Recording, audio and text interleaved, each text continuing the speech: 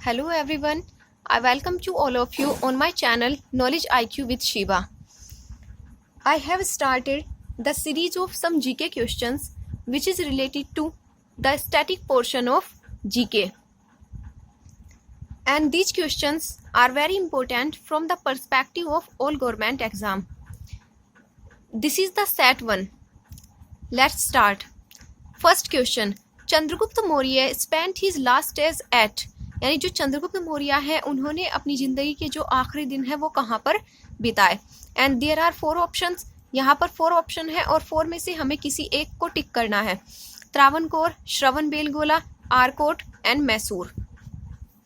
So there are 4 option and Shravanabelagola is the right answer, यानी कि जो श्रवणबेलगोला है वो इसका सही जवाब है.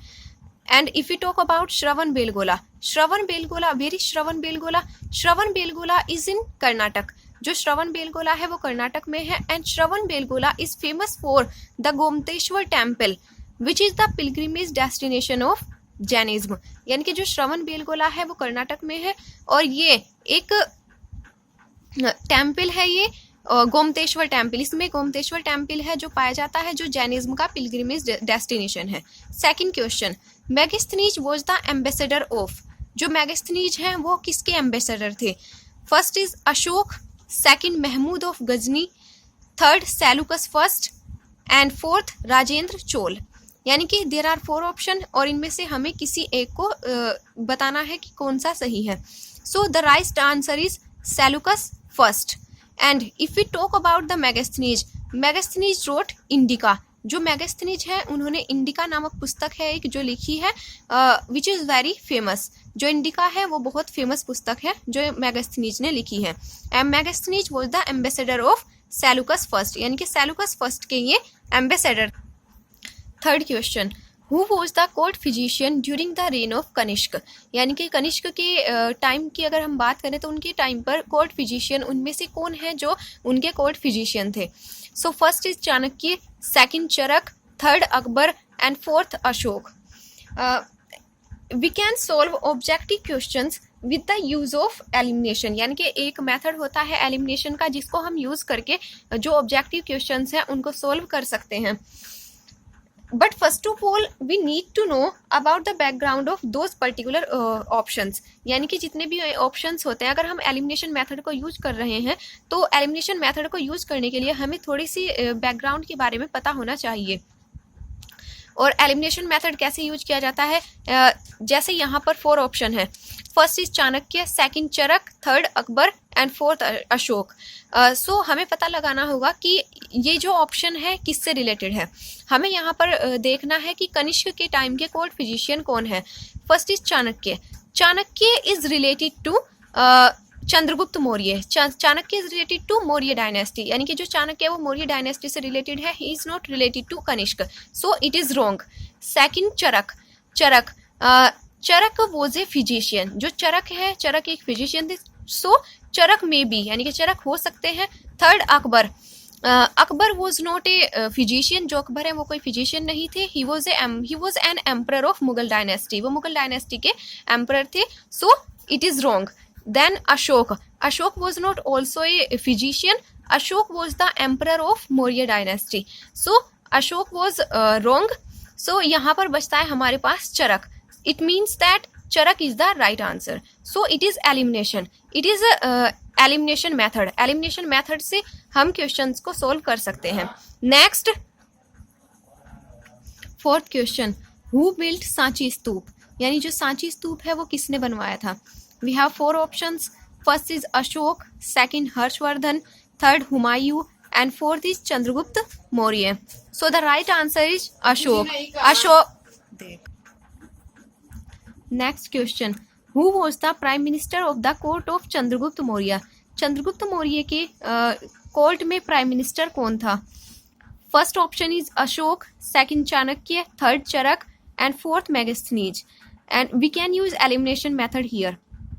सो अगर एलिमिनेशन मेथड को यूज करते हैं तो हमारा फर्स्ट ऑप्शन है Ashok.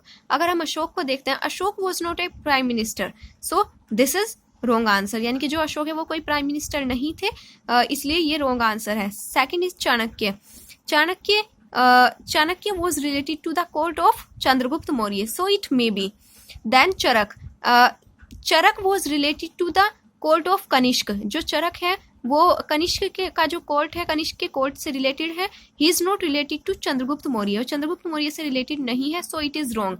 Then Megasthenes. Megasthenes was related to Seleucus first. जो मेगास्थनीज है वो सेल्यूकस फर्स्ट से रिलेटेड है, so it is wrong answer. सो हमारे पास बचता है एक answer, this is Chanakya. Chanakya is the right answer. जो चाणक्य है वो राइट आंसर है. एंड जो चाणक्य है वो रिलेट करते हैं चंद्रगुप्त मौर्य की डायनेस्टी को. And the other name of Chanakya was Kautilya and Vishnugupta. Chanakya को 3 नेम से पुकारा जाता है, चाणक्य, कौटिल्य एंड विष्णुगुप्त. और इन्होंने एक बुक लिखी थी जिसका नेम है अर्थशास्त्र. Who was the last Mughal emperor. Last Mughal emperor कौन थे, ये इस क्वेश्चन में हमें ये बताना है. First option is Humayun, second Aurangzeb, third Babur and fourth Bahadur Shah Zafar. So Bahadur Shah Zafar is the right answer of this question.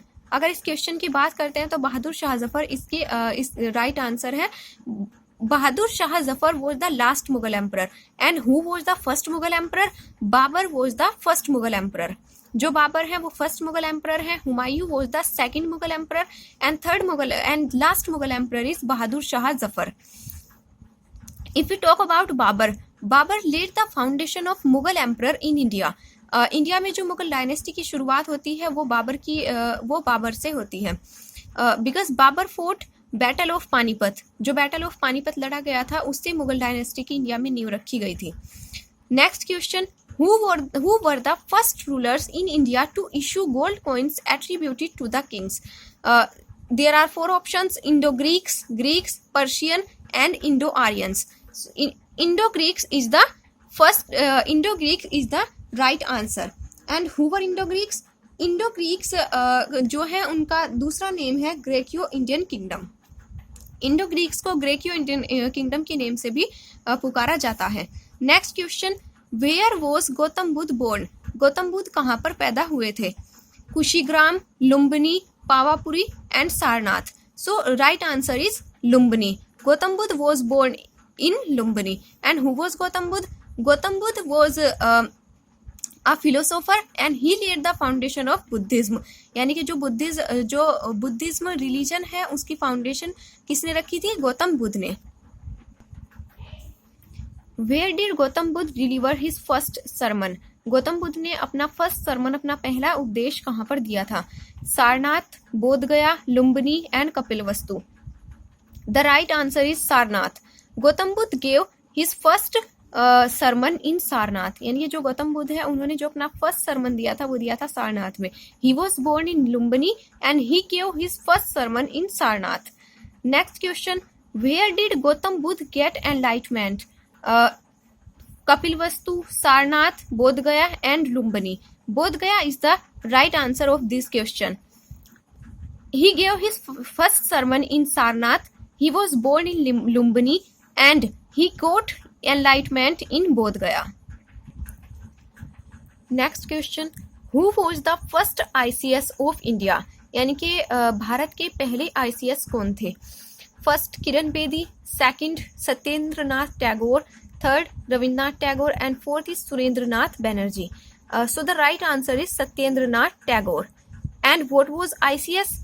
The full form of ICS is Indian Civil Services. Indian Civil Services was started by Lord Cornwallis in 1793. यानी कि जो ICS है वो Lord Cornwallis के द्वारा शुरू किया गया था 1793 में, which is known as the steel frame of India. यानी कि इंडियन कॉन्स्टिट्यूशन जो है उसका स्टील फ्रेम कहा जाता है ICS को. जो इंडियन सिविल सर्विसेज है वो शुरू की गई थी लॉर्ड कॉर्नवालिस के द्वारा और फर्स्ट ICS है Satyendra Nath Tagore. Next question, who started Arms Act. यानी कि जो आर्म्स एक्ट है वो किसने शुरू किया था. Arms Act was started by Lord Lytton. There are 4 option: Lord Lytton, Lord Irwin, Lord Dalhousie and Lord Curzon. Lord Lytton is the right answer of Arms Act. And what was Arms Act? Arms Act was introduced in 1778, disallowing the Indians to possessing arms. यानी कि जो arms act है वो start किया गया था Lord Lytton के द्वारा, and the Lord Lytton is the correct answer of this. Arms Act was passed in 1878 by Lord Lytton, यानी कि लॉर्ड लिटन के द्वारा आर्म्स एक्ट पास किया गया था 1878 में। Next question, which was the first newspaper of India, यानी India का पहला न्यूज़पेपर कौन सा था? फर्स्ट वर्नाक्यूलर प्रेस, सेकंड सोम प्रकाश, थर्ड नील दर्पण एंड फोर्थ बंगाल गजट। तो बंगाल गजट जो है वो इंडिया का फर्स्ट न्यूज़पेपर था। The right answer is Bengal Gazette. It was started by James A Hicky. जो जेम्स ए हिक्की है उन्होंने इसको शुरू किया था। It was a weekly newspaper. जो बंगाल गजट था वो एक वीकली न्यूज़पेपर था जो स्टार्ट किया गया था जेम्स ए हिक्की के द्वारा। 14 when was public safety bill introduced, यानी कि जो पब्लिक सेफ्टी बिल है वो कब इंट्रोड्यूस हुआ था? Public safety bill was introduced in 1929। 1929 में दो बिल पास हुए, first public safety bill and second trade disputes act, यानी कि दो बिल को एक साथ पास किया गया था, पब्लिक सेफ्टी बिल को और ट्रेड डिस्प्यूट्स एक्ट को, इन 1929 में। Next, which one was not the part under doctrine of lapse, यानी कि डॉक्ट्रिन ऑफ लैप्स का इनमें से कौन एक पार्ट नहीं है? First Satara, second Nagpur, third Kanpur and fourth is Sambalpur. So the right answer is Kanpur. There are 7 states which became the victim under doctrine of lapse. Doctrine of lapse was started by Lord Dalhousie और doctrine of lapse में 7 states थे जो victim बने doctrine of lapse का। सतारा, नागपुर, संबलपुर, जैतपुर, बाघट, झांसी। तो उसमें कानपुर नहीं आता है, so Kanpur is the wrong answer. So this is the set 1 of this video. Thank you for watching.